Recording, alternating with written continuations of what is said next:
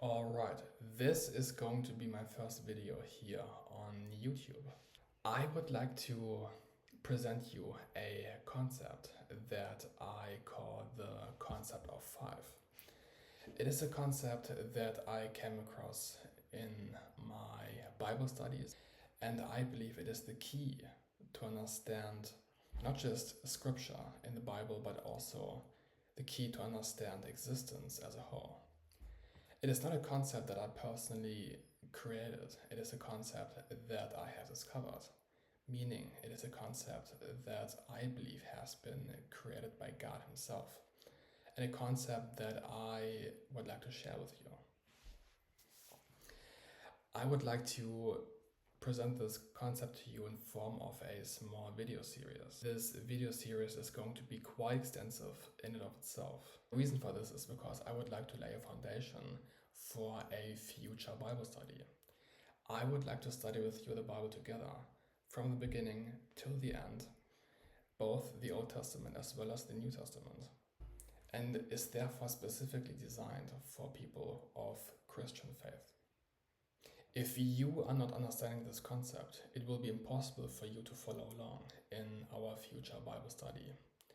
It is therefore highly imperative for you to take yourself the time and to understand this concept. In this video, I will give you a very brief introduction into the concept of five.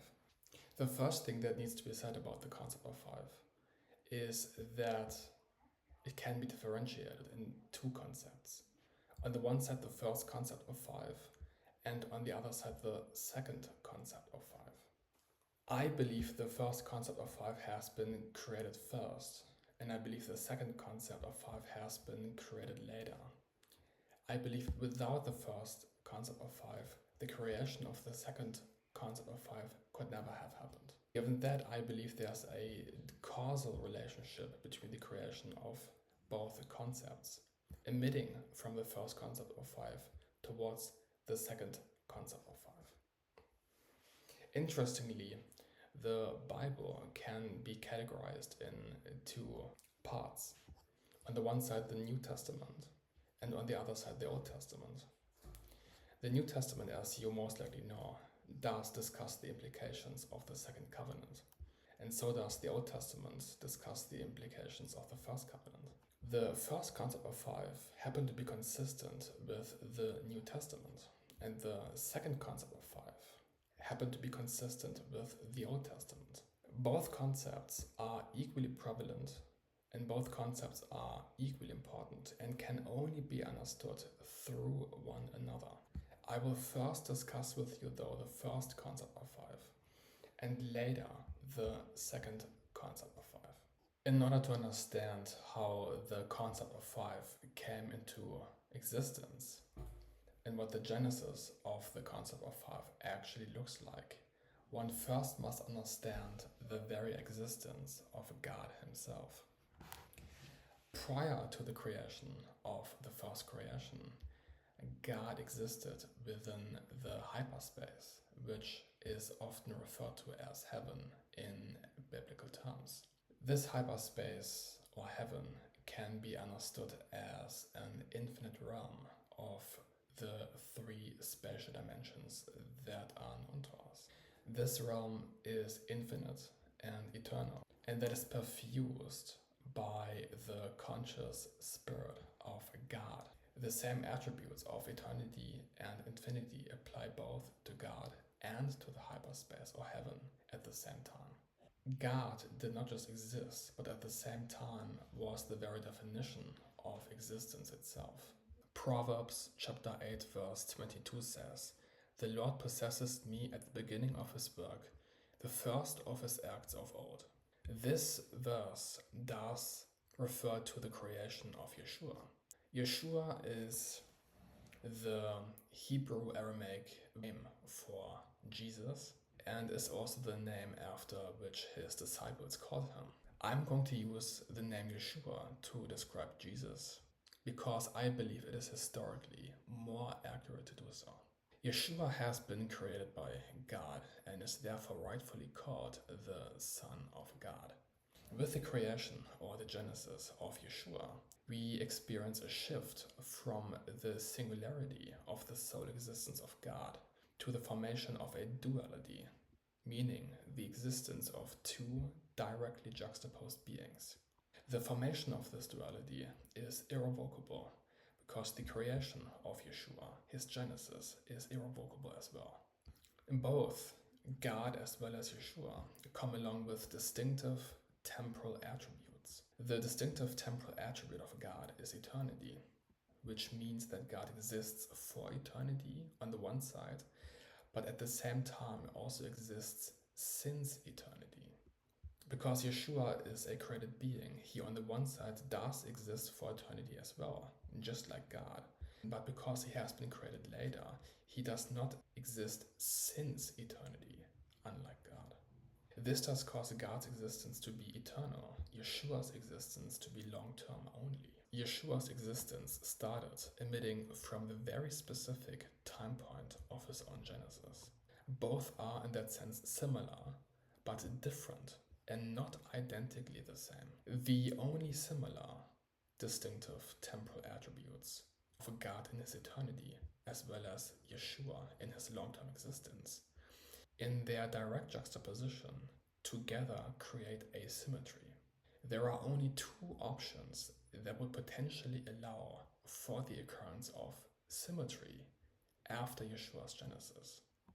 Either both beings manifest the exact same distinctive temporal attribute, or both beings manifest the exact complementarily opposite distinctive temporal attribute of each other. Meaning, Yeshua's distinctive temporal attribute must be either eternity, which is impossible because Yeshua has been created in one specific time point, or it must be of short-term existence, as the very complementarily opposite distinctive temporal attribute of the eternal existence of God. If the duality of both juxtaposed beings with their only similar distinctive temporal attributes is responsible for the occurrence of asymmetry, one can conclude that the original singularity of God's sole existence is paramount with symmetry. The problem with asymmetry is that it is of odd nature and therefore cannot find acceptance in front of God, which is the reason for why the original symmetry that existed prior to Yeshua's genesis must be restored. There are two options, option 1 and option 2, that would potentially allow for the restoration of the original symmetry that existed prior to Yeshua's genesis. The first option, and the more obvious option, is to simply reduce the duality to the original singularity of the sole existence of God. The first option, though, cannot be realized because Yeshua's genesis is irrevocable. The second option to restore symmetry is the addition of a third being that must manifest the complementarily opposite distinctive temporal attribute of God's eternity, meaning it must be of short-term existence, which leads to the genesis of the angel of the Lord. This trinity is referred to as the Trinity of Beings. The Trinity of Beings can be understood as a hierarchy of three directly juxtaposed beings with distinctive temporal attributes. Next to the distinctive temporal attributes of each being of the Trinity that we have discussed so far, each of these beings does come along with distinctive spatial attributes as well. God's distinctive spatial attribute is infinity, which means that the distinctive temporal attribute of the most inferior being of the hierarchy, which is the angel of the Lord, must be a small size. Yeshua, who is situated in the very center of the hierarchy, must manifest a large size as his distinctive spatial attribute, which can be understood as a combination of both extreme spatial attributes, be it on the one side the infinity of God, and on the other side the small size of the angel of the Lord. Yeshua, who is situated in the very center of the hierarchy, must manifest a large size as his own distinctive spatial attribute, which can be understood as a combination of both extreme spatial attributes, be it on the one side the infinity of God, and on the other side, the small size of the angel of the Lord. Because God's existence as a being is directly juxtaposed and coincides with a spatial equivalent, which is the hyperspace, one can assume that the genesis of Yeshua does require a similar spatial equivalent, which indeed is the second creation that is announced in Revelation. And in the very same manner in which there's a spatial equivalent to Yeshua as a being, so must there be a spatial equivalent to the angel of the Lord, which is the first creation. The distinctive spatial as well as temporal attributes of the angel of the Lord are consistent with the distinctive attributes of the first creation. The distinctive spatial as well as temporal attributes of the angel of the Lord are consistent, if not identical, with the distinctive spatial as well as temporal attributes of the first creation, meaning they are both of short-term existence as well as of small size, and therefore pose the complementarily opposite extreme of the hierarchy. The trinity of beings as a hierarchy is the precondition or the precursor for the creation of the first concept of five. Unlike the trinity of beings, the first concept of five does not exist out of a trinity of beings. It does exist out of a trinity of inanimate objects that are directly juxtaposed. The trinity of the first concept of five is a merely conceptual and inanimate extrapolation of the trinity of beings. This conceptual extrapolation does adapt both the distinctive temporal as well as the distinctive spatial attributes of the trinity of beings. The first concept of five exists out of three directly juxtaposed objects that manifest a syntax that can be read in both directions. The bilateral syntax can be derived from the distinctive attributes of each of the three objects through comparison. After having introduced you to the trinity of the first concept of five, I would like to introduce you to the quaternity of the first concept of five. Because the quaternity is the overarching structure, the quaternity is transcendent in relation to the trinity within. The trinity, on the other side, is immanent in relation to the quaternity.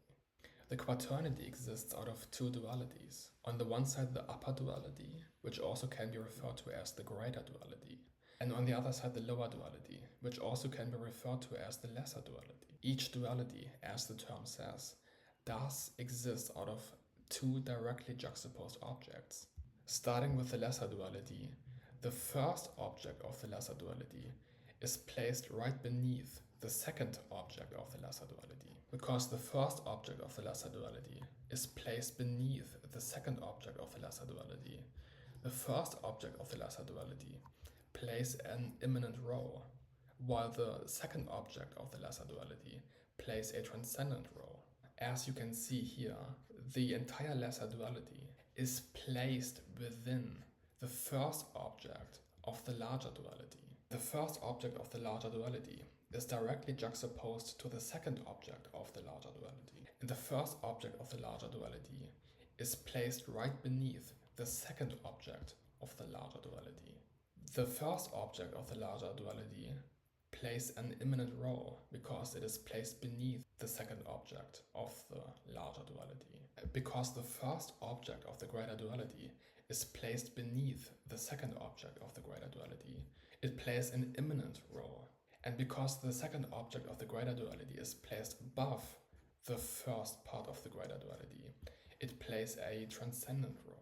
Because the quaternity is the overarching structure for the trinity, all three consecutive objects of the trinity are structured in form of four objects in total. After having introduced you to the quaternity of the first concept of five, I would like to introduce you to the quintinity of the first concept of five. The quintinity of the first concept of five does describe 5 dimensions through which each object of the quaternity is being viewed through. The quintinity is an overarching structure for the quaternity and therefore is transcendent in relation to the quaternity. The quaternity, on the other side, is immanent in relation to the quintinity. As you can see here, the first object of the lesser duality is being viewed through the first dimension. The second object of the lesser duality is being viewed through the second dimension. The first object of the larger duality is being viewed through the third dimension.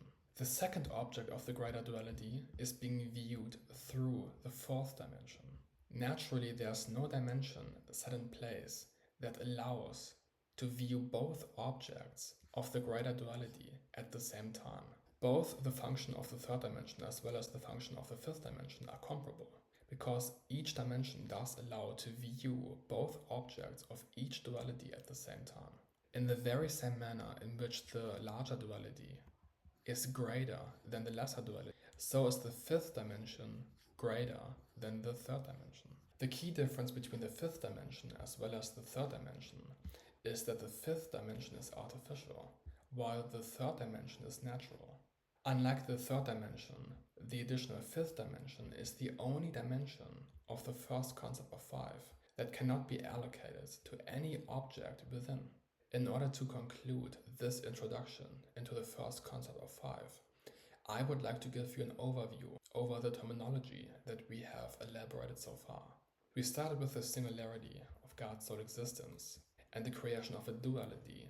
The asymmetry the creation of Yeshua caused necessitated the genesis of the angel of the Lord, causing a shift from a duality to a trinity, which we refer to as the Trinity of Beings. The extrapolation of the Trinity of Beings necessitated the quaternity as the overarching structure, which exists out of two dualities. Each object of the quaternity is being viewed through one of the 5 dimensions. This is it for today's video. I hope you have learned something, and see you next time. God bless.